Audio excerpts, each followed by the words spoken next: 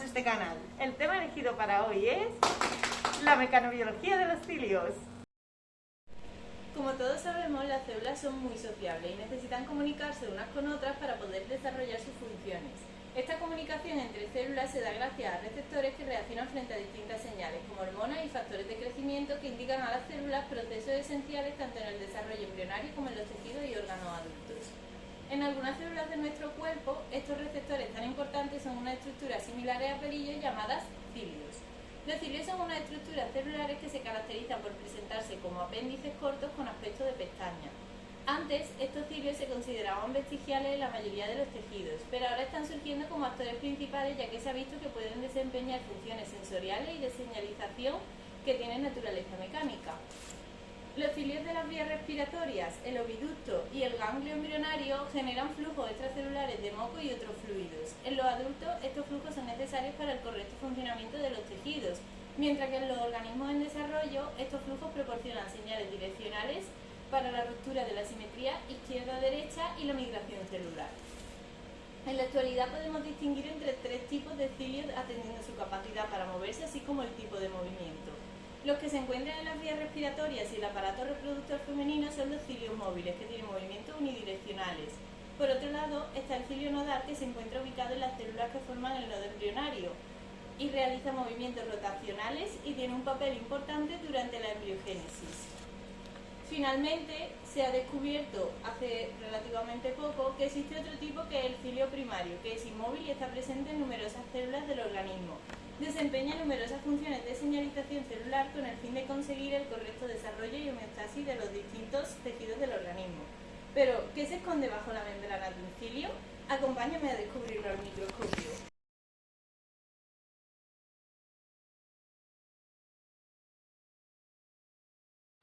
La estructura fundamental de la mayoría de los cilios del organismo es una estructura 9+2, es decir, su axonema consta de 9 pares de microtúbulos periféricos y de un par de microtúbulos centrales. Estos son los llamados cilios nodales. Sin embargo, en las células eucariotas existen cilios de estructura 9+0, en los que falta el par de microtúbulos centrales. Estos son los cilios primarios. Los cilios 9+2 presentan brazos de dineína unidos a los pares de microtúbulos. Estas dineínas son unas proteínas que permiten el movimiento ciliar, algo de lo que hablaremos más adelante. Por el contrario, el cilio primario no posee brazos de dineína, tratándose de este modo de un cilio inmóvil. Los microtúbulos del axonema emergen de un centriolo situado en el citoplasma, formando la zona del cilio denominada cuerpo basal, el cual permanece en contacto con el citoesqueleto a través de los radios ciliares. Toda la estructura ciliar está rodeada de membrana ciliar, la cual, en el cilio primario, cuenta con numerosos canales y proteínas receptoras que la dotan de una alta especialización. Por último, entre el cuerpo basal y el axonema existe una zona delimitada del citoplasma que funciona como barrera selectiva para el tráfico de proteínas llamada zona de transición. Ahora que ya sabéis qué tipos de cilios tienen nuestras células, su función y su estructura, seguro que queréis saber dónde entra en juego la mecánica. Los cilios son claramente dispositivos mecánicos, capaces de generar fuerzas, pero también de percibirlas. Vamos a verlo.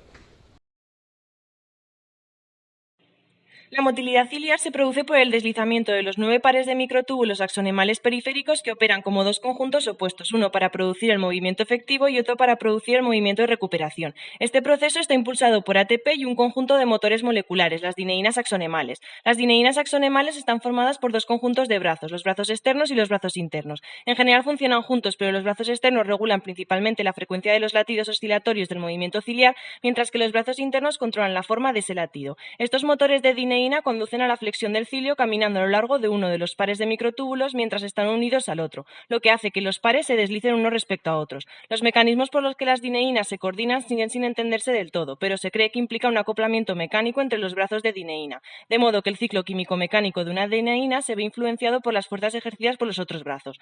Para realizar su función, estos cilios se mueven con un ritmo asimétrico y de forma periódica. Además, los cilios se coordinan en el tiempo y el espacio para crear una onda. Este movimiento coordinado de los cilios se denomina metacronismo.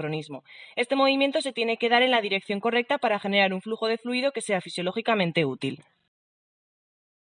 Las células pueden percibir su entorno mecánico y responder convirtiendo los estímulos mecánicos en señales bioquímicas en un proceso denominado mecanotransducción. Hay algunos de estos mecanismos de detección de fuerzas que son bastante conocidos, como es el caso de las adhesiones célula-célula y célula-matriz.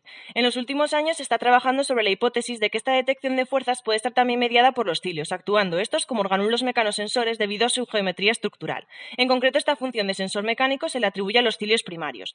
Estos cilios primarios no se mueven de forma activa y se forman como una única estructura tipo antena que se proyecta desde la superficie apical de las células diferenciadas hacia el lumen interno del tejido.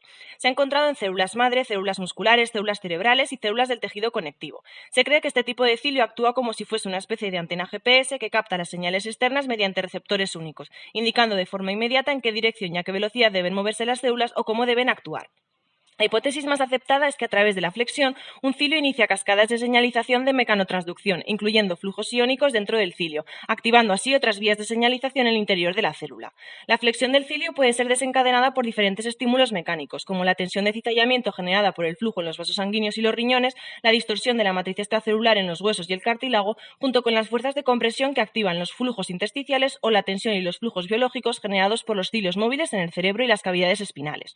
Hasta la fecha no existe un mecanismo claro sobre cómo se acopla la flexión del cilio con su mecanosensor. Dada la falta de información experimental sobre los mecanosensores ciliares, solo se tienen hipótesis de los posibles mecanismos de acoplamiento, y solo dos de estas hipótesis parecen proporcionar un mecanismo eficiente y plausible de acoplamiento mecanosensor.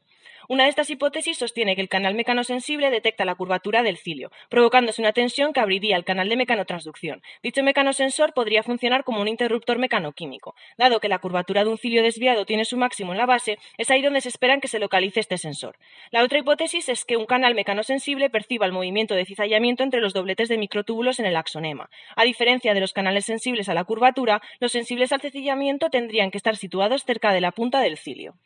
Aprender exactamente cómo las células perciben las fuerzas mecánicas y transmiten esta información o cómo esas fuerzas afectan a la vía de ensamblaje de los cilios es un enorme reto para el futuro que requerirá una combinación integrada de enfoques de la biología de sistemas y la mecanobiología.